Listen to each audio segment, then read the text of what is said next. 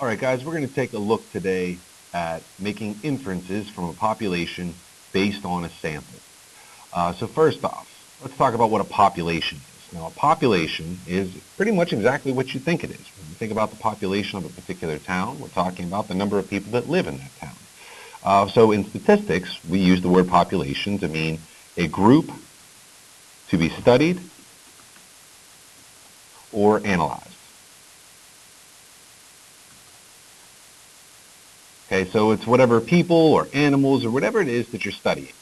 Now it's the entire population. So if you're doing a study of students at Brentwood, you're talking about the entire student body of Brentwood. When you want a sample is just a subgroup of that population. And they are the ones that are actually surveyed.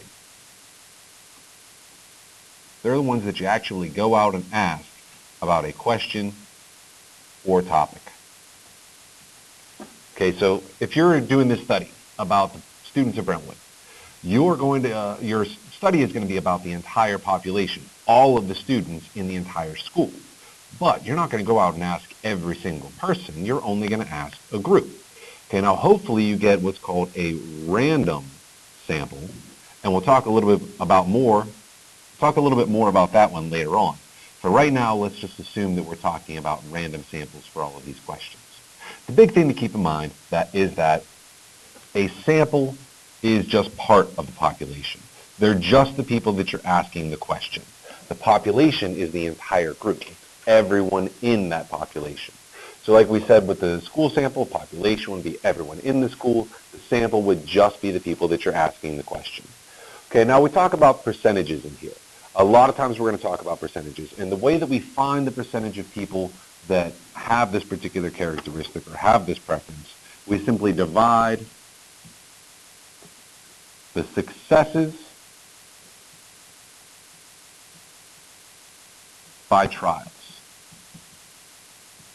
Okay, so how many people prefer, so let's say your question is pizza toppings, and you want to know how many people in the school prefer pepperoni.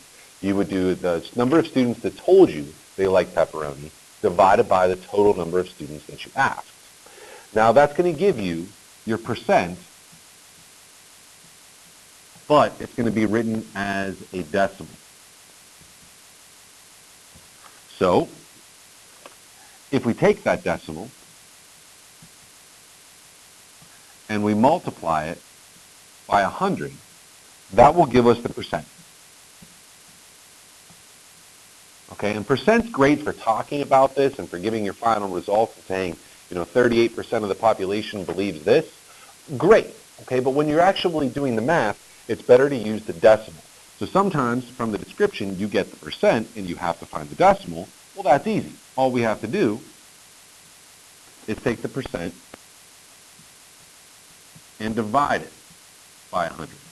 And that will give us back to that decimal. This is usually the one that we want. That's the one that we're going to work with. The percent, that's the kind of a final answer when we want to say how many people in the population have this particular characteristic. Now, we're going to skip the first two for right now. We'll come back and get those if we have time. But what we do in those is going to be part of what we do in the other ones. So we're going to skip those, and we're going to look on the back at inferences. Now, inferences, well, you've probably heard that word before. And really what it means is that you're going to make generalizations. You're going to say, well, I know this part's true, so then I can say that this next thing is going to be true. So the mathematical kind of definition for that is using information from a sample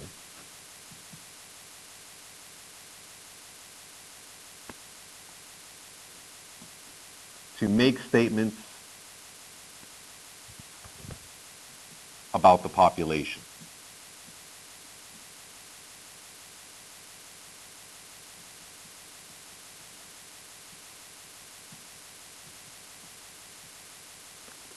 Okay, that's pretty much what it comes down to. So here's what you do. You have that sample. Okay, and let's use the pizza example. Okay, so you want to know about the total number of students in Brentwood who likes pepperoni on their pizza. So what you would do is from that sample, you would take the number of successes. Okay, so the number of people that said that they actually did like pepperoni, and you would divide that by the total number of people in your sample.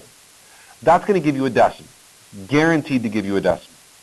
And what you do with that is you multiply it by the total population, the total number of people in that population. And then from there, you can make the inference. Okay, we're taking, basically, this is kind of like what we did last time when we talked about frequency. We talked about how many times we can expect something to happen. We take the probability, multiply it by the number of trials, and that tells us how many times we can expect that thing to happen. Well, it's the same kind of thing. We have the number of successes from our sample, kind of the probability from our sample. And we multiply it by the total number of trials, which is our entire population, and that tells us our frequency, how many times we can expect in our entire population for this particular thing to happen. So let's take a look at number 3. Okay, we skipped 1 and 2. We're taking a look at number 3. Number 3 says that a survey asked 50 high school students what their favorite spring sport was, and their options were track, baseball or softball, or golf. 32 chose baseball or softball, 10 chose track, and 8 chose golf. If there are 425 students in the high school, how many students can expect to prefer, and you have written on your papers, track? Okay, well, first off, we want to know from the sample how many people chose track. So from the sample,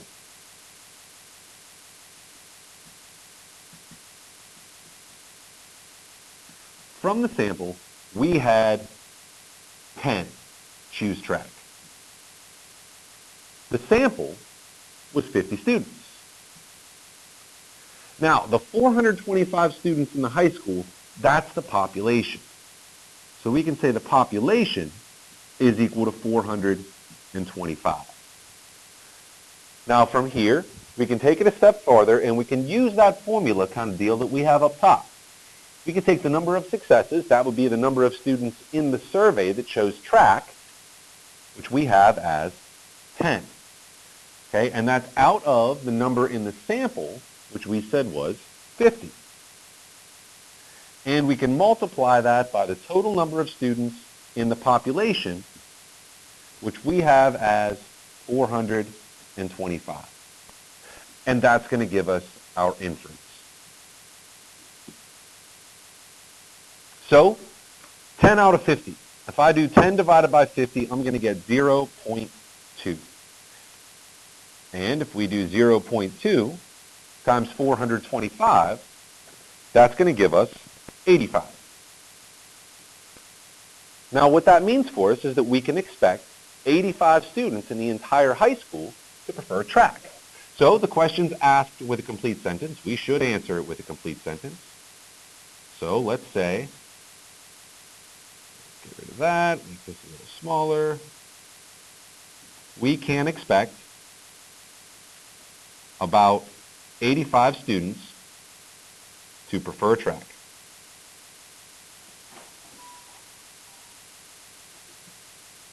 And that's the inference that we're going to make. Okay, we calculated 85. That was our inference. So that's what we can expect. We can expect about 85 students to prefer track. And we can spell about correctly. There we go. About 85 students to prefer track. Okay, let's look at number 4. Number 4, a second survey asked 30 seniors what their plans were for after graduation. 5 said they were going into the military, 3 said they were going directly into their careers, and 22 said they were going to college or a trade school. If there are 98 members of the senior class, how many can be expected to choose each option? Okay, so this time they want to know about each option. So in order to keep things organized, we're going to make a chart.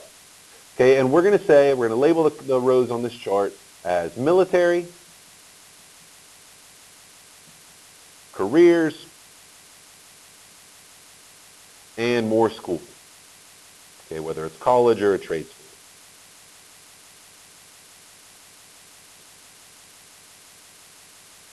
Now, from our survey, our survey asked 30 seniors. That 30 seniors, that's going to be our sample size. Okay, that's how many they asked for the sample. Our population is this 98 members of the senior class. Okay, so we want to keep that in mind. We have our sample of 30, and we have our population of 98 students. Now, from our survey, we had 5 say they're going into the military. We had 3 say they're going directly into their careers, and we had 22 say that they're going to go to more school, college or a trade school. Okay, now from that, we want to get this fraction, the same kind of thing that we had over here on number 3. So we're going to take this number from the survey, and we're going to divide that by the sample. Okay, so if we do 5 divided by 30, because there were 30 in our sample, we can reduce that down to 1/6. We can use the decimal, but I can tell you it's going to be a repeating decimal, so I'm going to leave it as 1/6. Okay, then for the career, we've got 3 out of 30. And we can reduce that down to 1/10. Now, if you want to make that one a decimal, it would be 0.1, which is pretty easy, so you can leave it at 0.1 if you want. And then lastly, for the school, students going to school, that was 22 out of 30. And we could reduce that down to 11/15, and that one's also going to be a repeating decimal. So since I have 2 repeating decimals, rather than dealing with that, I'm going to leave everything as this fraction. Okay, now the last part. In order to make our inference, we need to take that fraction, okay, that we got from here, so survey divided by the sample, and we're going to multiply that by the population. So for each one of these, we're going to multiply by that 400, or excuse me, by that 98. So we're going to take 1/6 times 98. Okay, because 1/6 came from right here. That was our fraction of our survey, our fraction of our sample. Okay, and we're going to multiply that by 98, and we're going to get 16.3 repeated. Okay, now we'll come back to that. And then over here with the career, we're going to take 1/10 times 98, and we're going to get 9.8. And then lastly, students going to school, we're going to take 11 out of 15, and we're going to multiply that times 98. And when we multiply that times 98, we're going to get 71.86. Now guys, these are our inferences. That last column all the way over there on the right, those are our inferences. Those are how many students in the senior class we can expect to actually choose each one of those options. So that means that we can expect 16.3 repeating students to go into the military. We can expect 9.8 students to go into their careers, and we can expect 71.86, and that was 0.86 repeating students, to go on to more schooling. Now the problem with that is, how can I have 0.8 of a student? Okay, we either have a full student or we don't. So we need to choose where to round. So we can say we can expect, well, 16.3 repeating. I would just round that down to 16 students to join the military. 9.8, we'd round up to 10. I want you to take a time out. Don't copy past this point. Okay, 9.8, we would round up to 10. Don't write that just yet. We can expect 9 students to go advance directly into their careers, to join their careers, start their careers, whatever you want to call it. And 71.86, we would round up to 72 to continue school. Now actually this works out just fine. Okay, now we want to check out whether or not these numbers add up to the entire population, because the whole population is 98. We need to make sure that that's what we get. So if I take 16 plus 10, I'm going to get 26. And if I do 72 plus 26, I get 98. So everyone in that entire population is accounted for. I didn't count anyone twice, and I didn't leave anyone out. All 98 students are going to do something. Okay, they're either going to the military, they're going to start their careers, or they're going to continue school. Okay? All right. So this is how we're going to make inferences about the population and estimate how many people from that population we can expect to make certain choices or to have a particular characteristic. We can also use this exact same method and this exact same equation from up here. We can use it to estimate the population. And this is actually a method that biologists use to study populations in particular areas. So we got one more on this page, number 5. Number 5 says a group of marine biologists are studying the great white shark population near Cape Town, which is in South Africa. They catch 12 sharks, tag them, and release them back into the ocean. Later, while monitoring a nearby area in the ocean, they count a total of 150 sharks, and 6 of them have tags. They want us to estimate the shark population in the area. Okay, well this one's a little bit tricky, but it's not impossible. We just need to think a little bit. So we tag 12 sharks. The catch is, those 12 sharks that we tagged, that's from the entire population. Okay, so this is actually our inference. We're expecting 12 sharks in the entire population to have tags. That's our inference. This 150 sharks that they counted, that's the sample.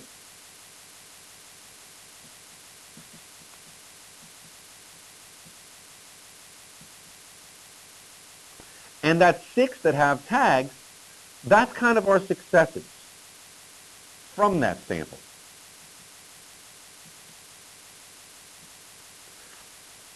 So these 2 right here, these are our sample. Even though they're mentioned second, those are the numbers from our sample.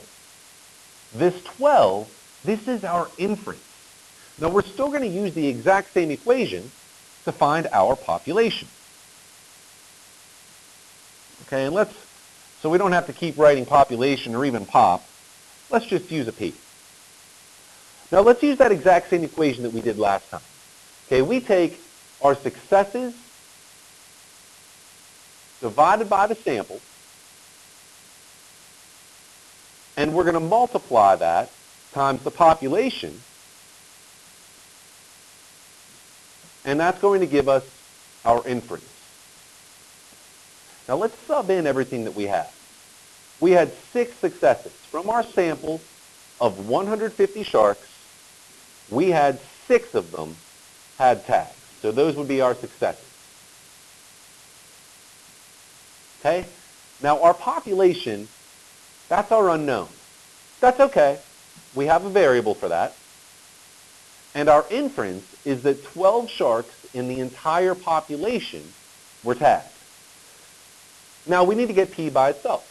And right now, P is getting multiplied by 6 over 150. So we want to get that P by itself. So what we would normally do, don't write this just yet, what we would normally do would be divide by 6 over 150. But rather than dividing by a fraction, because that gets really messy, instead of dividing by a fraction, let's multiply by the reciprocal.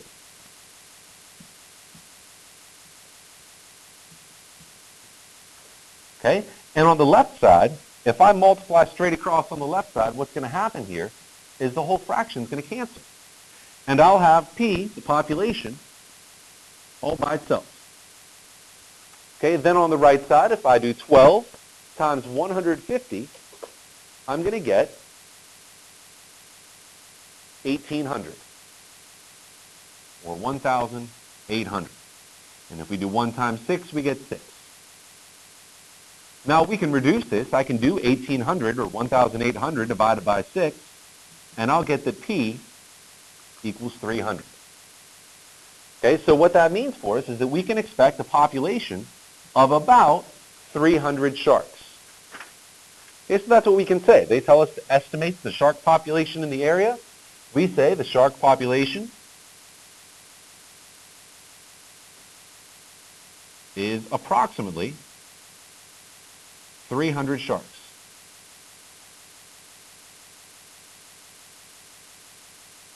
Okay? Now, we always like to ask ourselves whether or not the answers seem reasonable.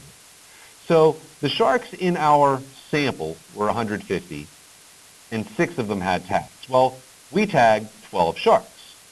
12 is 2 times 6. So doesn't it make sense that our population should be twice the size of that sample that we saw? So that's how it's a good way to check to make sure that that 300 seems reasonable. We can do the same thing with the previous two. Okay, from our sample of students liking track, we had 10 out of 50, or about 1 out of 5. So if we have 1 out of 5, does it make sense that 85 out of 425 would prefer track? Yeah, it's pretty close. It's about a fifth. In fact, for this one, it's exactly a fifth. And if we look at the other one, with the military and the careers and the schools and the seniors, we look at 1/6 of our survey. Okay, so 1 out of every 6. Well, 1 out of every 6 for 98 is going to give us about 16. Okay, and we can do the same thing with all of these to make sure that our answers are reasonable. Now remember, reasonable doesn't guarantee correct, but it'll help you weed out the crazy answers. If you end up with something like, we can expect, from this example, we can expect 200 students to join the military, well, that doesn't make any sense at all. There's only 98 students in the class. How could we possibly have 200 students joining the military? Check your answers, make sure they seem reasonable. Okay, think for a second, and you'll know.